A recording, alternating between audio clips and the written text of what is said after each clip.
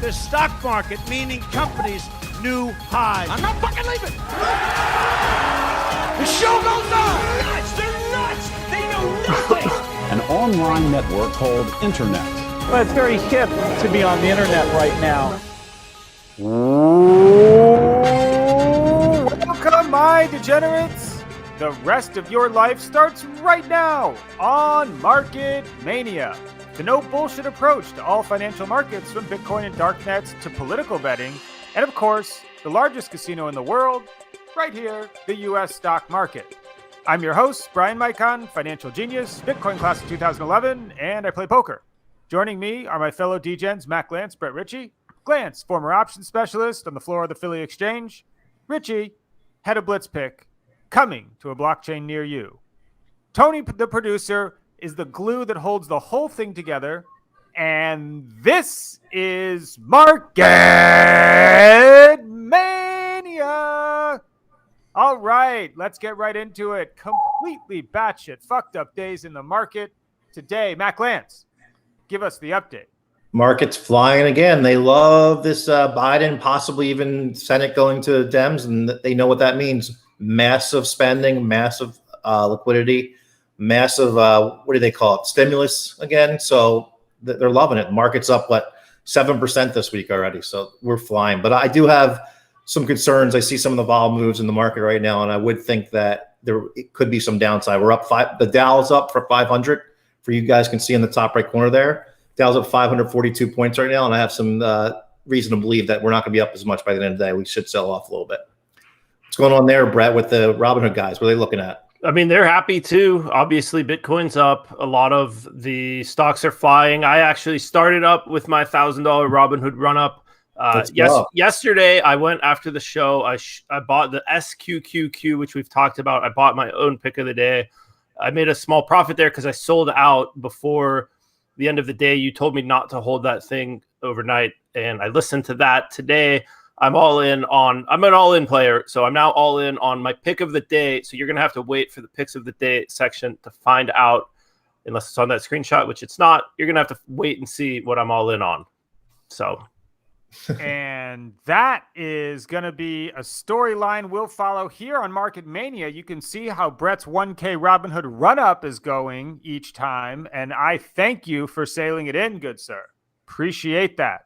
The big story of the day, speaking of sailing it in, Bitcoin over 15,000, now at 14.9 right now. Hell of a move, Matt Glantz. You're not in. You don't have coin. You got a little sweat coin at least. And then now plus, what does it say? Plus 800? So what are we up? I mean, that doesn't make any sense. It's up today or recently. It's flying is the point. Feeling the FOMO there, Mike. I got a lot of FOMO with coins right now. I mean, I can't. This is actually very reminiscent of the 17 pump, and it was a FOMO pump. I mean, Glantz, you were right, and you remember ICX, never forget. And then we, as a collective of gamblers, everybody couldn't wait to sail it in. And then I got people calling me that I haven't talked to in 4 years. They're like, what do I buy? And I'm like, buy some Bitcoin, maybe some Bitcoin Cash, maybe some Ethereum. This is not investment advice, sir. And then they call me back. They say, I bought Ripple and Litecoin. And that's the kind of FOMO time I think we're in. I don't know. What do you think? You hearing? I mean, it doesn't feel as FOMO-ish as 2017. It feels a lot more steady this time. So, and it's not as many of those. There's no ICOs going. I mean, it's not like it was. So I would say this is more real. Brett Ritchie, what do you think? Bitcoin touching 15K today, over now a little bit, now 100 off or so? Yeah, I mean, it definitely feels, as Matt said, more real. I think that the 2017, early 2018 pump, it was just too much at some point. Like the train got way ahead of the reality of the technology. Even since then, I think Bitcoin's really established itself as the digital gold, which is a great narrative. Gold is a big market, and digital gold with its limited supply alone, if it ends up with just that, it's way undervalued. So I think it's gone a little bit away from payments and more toward digital gold with its expensive fees, and that's fine. So I mean, I don't think we've ever. Gold. Definitely became digital gold. Yeah. Crack for rich people. Something to diversify that treasury management as Square and MicroStrategy did. Yeah. Oh, Oh, all right. So the guy with the hat over there says it's time to move on. Is that the DOJ? Is that the DOJ at the door, Mycon? That it might be, and they want the 1 billion in Bitcoin. Holy shit. Hold on to your hats here. This is the biggest one ever. This is going to be a massive story. It's just breaking right as this Market Mania was set to go live. It says the U.S. and go ahead, scroll down there, Tony, for a second, because this is bananas. This is an old Silk Road address that hasn't seen a transaction in like 5+ years. And it looks like it says court documents reveal that the 69,370. You couldn't put 69,420 in there, really? I mean, I'm just saying. It's just like, okay. And it says, and this is funny. They mentioned the 4 coins of that BCH, BTG, and the BSV is also contained within those keys. That's. I mean, holy. Whew. And then I don't know if they remember it's the former key, not the one they sent it to. But anyway. So it says that a hacker, actually, this story is bananas. In 2013, a hacker jacked that 69,000 coins. And then it looks like they hired some blockchain intelligent snitch firm to track it down. And it looks like they found the fucking hacker, I guess. And they're like, all right, hacker, DOJ at the door, homie. Give me those 69,000. Give me that $1 billion in Bitcoin. And which is strange. You got to wonder why it didn't move for a couple of years, for all those years. And I mean, I think why. It seems like if the one time it moved was to BTCE, which was sort of like the money laundering exchange, the guy probably knew the address was hot. It's like you're sitting on $1 billion. You have to watch that whole Bitcoin run up when it turns into $1 billion, over $1 billion. And you're just like, I really can't touch this because the government is just going to catch me if I do. It's a weird problem to have. It's weird. It says that now BTCE, I don't know much about it. I mean, I know that it's been branded as this like money laundering exchange. They arrested the guy. I don't know anything about that exchange. They said he stole from Ross back in the day. Whoever it is, some anonymous guy that stole from Ross. Ross threatened him. Who knows? But I mean, most likely this guy is probably got stashes of other Bitcoins elsewhere. I'm guessing his only Bitcoin, if he was that involved, weren't just this one address of stolen coins. You could speculate everywhere here. Should have had on Curtis Green to talk about this one today. I might have to get him back on here to dig even deeper into the 2 huge old school events that like just seem to keep paying dividends. The Silk Road, happening. All right, let's get back to some real market talk. The traditional markets, man. Matt, we're going to lose Matt. Transition right here to Matt Glantz. The markets today are flying. If they are not, let's get a SPY chart up there, Tony. So the S&P is up 7% this week, basically because election. Most people believe the election is sort of 90-10 in one candidate's favor. Didn't really matter which one. So there's looking at some serious stimulus coming down the road. Mnuchin and Pelosi should be able to get together now with a new Senate and a new president possibly coming in. But the interesting part of this move, 7% move, is huge in the S&P this week. But 80% of that move is in the overnight futures. So the gap from the close the prior day to the opening the next day. What do you think about that, Brett? So only 20% of this move is actually during the trading day. I don't necessarily know what that means, but I do know that the market seems to like this Biden presidency with a Republican Senate, which is the heavy favorite for what we're going to see. And I think it makes sense because you're going to get a heavy stimulus with Biden as president. I don't think the Republican Senate would block it. They'll probably rein it in a little bit, and then they'll be there to sort of control the heavy tax environment that I think a lot of companies or traders might fear if it was all blue. So this might be the perfect storm. Is that a fact that the Republicans holding the Senate is a favorite right now? Yeah, it's a favorite. I think no majority is closing the gap, but on Betfair, a Republican Senate is it was like 2-1 favorite, I think, earlier this morning when I looked. Yeah, what do you think it is now? Because I don't think it's 2-1 favor now. I thought they were talking blue. I thought they were talking blue. I think it's looking the other way now. But I don't know what the betting market is. But it seems like it's better than a coin flip that the Democrats would take control now. That you think the Democrat majority? No, Republican majority still.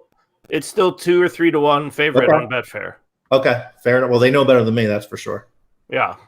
As we learned on Election Mania, betting markets, political betting markets, aren't necessarily as efficient and as trusted as some of the sports markets that we're. It's not a very liquid market here, so they could easily be wrong. But they still have the Republican majority. Check back on Monday what that market is, and see. I think that the Democrats will probably be the favorite by Monday.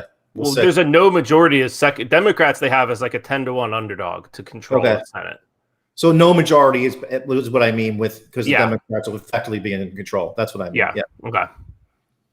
I'll admit full ignorance here and just hearing like one CNN bite like an hour and a half ago.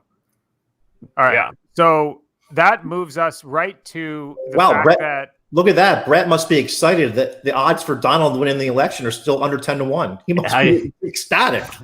So this brings us to the point that this is still going on right now. These everybody remembers, and thank you guys for watching. Bart Hansen, you're amazing. You hit the nail on the head on Election Mania when we were betting, and it looked like it was over immediately.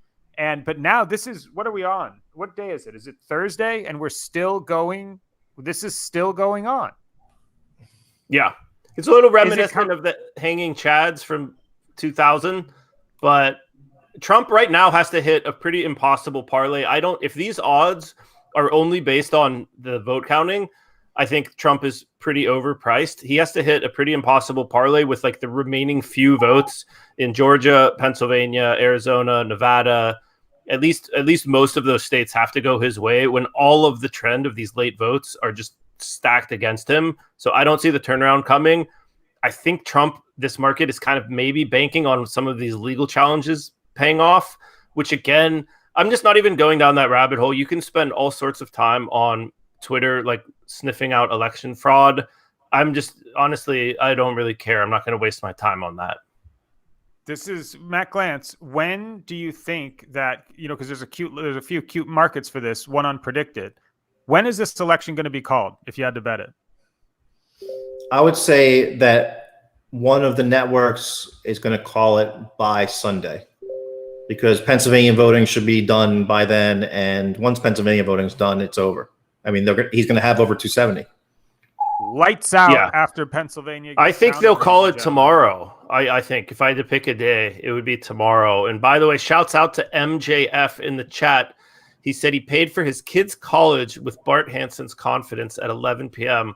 on the election show when Biden was just really struggling in the markets, and a lot of savvy bettors piled in on him at a 3 to 1 underdog or so, and that's pretty awesome. Really good. I was one of them making intro. Yeah, but some might say you were just tilt firing. Yeah. And to be fair, that's exactly right, and it felt exactly like 16 when I was tilt firing just the same way. All righty then, moving right along, clean. Lost my screen. It looks like SBF loves Biden, and that is your man Sam over at FTX, one of the biggest leverage trading firms. And if I recall, the place that a guy ran up $1 million betting Trump, piling in at 30%, selling it at 70% when those markets flipped, and Matt Glantz and I wrote off our massive wagers and took the L live on air. And he just fired what? What is this, Brett? Just a political donation? Sam Bankman-Fried, FTX gave Biden, I believe, $5.2 million donation, which is up there with like the billionaire Wall Street hedge fund heavyweight donations. I think he's second to Bloomberg in terms of kind of Wall Street bigwig donations to Biden. So this kind of ties the whole show together. It seems like it's good for Bitcoin. It seems like it's good for the traditional markets. Everything's kind of coming together, and we're seeing crypto really looking for a seat at that table. It's no longer the Wild West anymore of Ross Ulbright and Silk Road. There's guys giving $5 million to the presidential candidates, and maybe that's going to turn into some more favorable regulatory environments for crypto. Matt, what do you make of this? Nothing, something? I don't know. It's crypto related. It's not my world. Look, all right. first of all, on the Silk Road note, I'm a boomer. Yeah, exactly. one, all love to Ross and Silk Road. Yeah. FreeRoss.org. It's a bullshit sentence for making a website for free commerce. And on topic, this guy, Sam Bankman-Fried, he's firing out Solana. He's firing out, whatever the other one was, Serum. He's got Blockfolio. He's fucking crushing it. Blockfolio he bought. Like I actually just talked to some of his henchmen here that they said the guy he just works 19 hours a day, sleeps like 5, quick shower once every 3, and then just right back at it. That's bananas. Like, I mean, the output, the things that this guy's done. You guys should check it out. If you're in some region that allows you to fire, if you're in some free country, then fire on FTX because, man, that thing, it had big election volume. That's where Alex Weiss did his trading. It's doing well. And guy made $1 million there on second only to Empire Maker. All right. iPhone chip shortages. We got Tony, the producer, for this one, don't we? Do we bringing him in? Is that what this one was? Let's see if it's on time. That's right, guys. Tony, the producer, welcome to the show.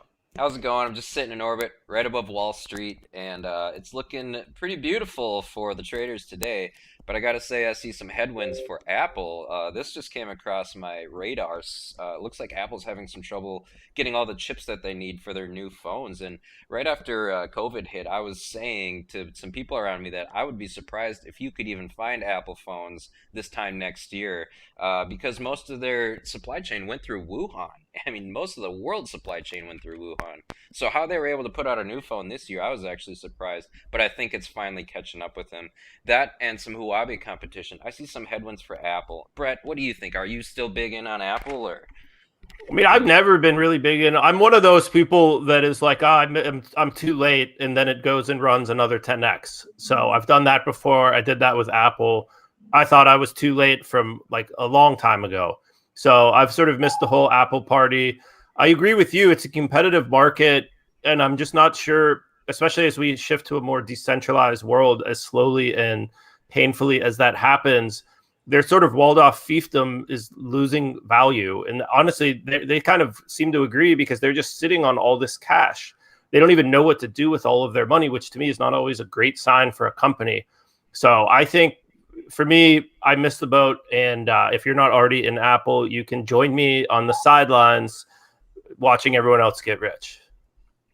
I owe Richard Brody an apology once every year or so because I told him that Android was going to crush the Apple ecosystem. And sure enough, like, I'm an Apple shareholder now because you can't, it's not too late. They just shoot out money. The world fetishizes their high-end product. Everybody calls you an Android poor, even if you have a flagship in your hand. But I mean, I don't know. You can't beat them. But it's like, I got the shits is in my ear. It's like Kanye said to Tim Cook on Twitter, "Stop acting like you, Steve." So, my opinion, well said. I'm out. Getting the axe, getting the vaudeville hook here. All right, guys. Well, I just wanted to say, keep your eye on Apple. Could be some headwinds for them. You guys have a good show. All right, and with that, we're gonna have to put the safety glasses on, ladies and gentlemen. This is not investment advice. Do your own research. Market Mania pick of the day. All right, Matt Glantz. Not to waste anybody's time, just give them the pick of the day. Jumia, JMIA. You might have heard about this one. It's the African Amazon, basically. I think it was over 20 early in the summer, then went back into the under 10. Now running again. There's a lot of guys buying calls on this thing. It looks like it's going to be hot. I think they have earnings either Tuesday or Wednesday next week. Should be a big one. I'm long in 19. All right, we got the hot pick. I do remember when they IPO'd, there was some accounting shenanigans initially for the African Amazon, but you can always see something like that run. Brett Ritchie, what are you going to do? Pick of the day. I'm going all in on Skyworks, SWKS. And by the way, my all in is just the Robinhood account. Honestly, I got a hot tip, man, from a sharp guy that said buy this thing. And in my opinion, he's right more often than not. And so I'm just riding this with someone that really knows what they're talking about. All right, Skyworks. Going to click that thing in here and figure out what that is. That sounds fun. And I am going with Uber Short. it's an earnings play. There's earnings tonight. You gotta if you like gambling, which I do from time to time, then Uber short. They ran up a little bit on a California favorable, whatnots. But I mean, pandemic. Are people really taking the Ubers? They're all sanitized with face masks. I mean, I don't know. I'm short Uber. I want a little action. There's not much research other than that. It's just instead of playing blackjack right now, I'm just gonna, buy an Uber short. Fuck them. All right. They're kind of an evil company, so you kind of like to root for them to go down. All right, that is going to do it for another fun-filled and informative episode of Market Mania. They still don't have a president out there. You still don't know who it's going to be. It looks like it's going to be Biden, though. It looks like, but you never know. This guy's going to, Trump's going to, he ain't going fighting. He ain't going down without a fight. But there are some words from the coup that I hold dear in times of turmoil like this. I believe it was Stickman on the coup featuring Dead Prez, and the song was Get Up. And it went like this. Honestly, I'm against this government. I ain't got to cover it up. That's what I meant. I'm sick of paying bills, and I'm sick of paying rent. Seem like I work all the time, but don't know where the money went. And the funny thing is we're supposed to like this shit. But all y'all politicians can bite this dick.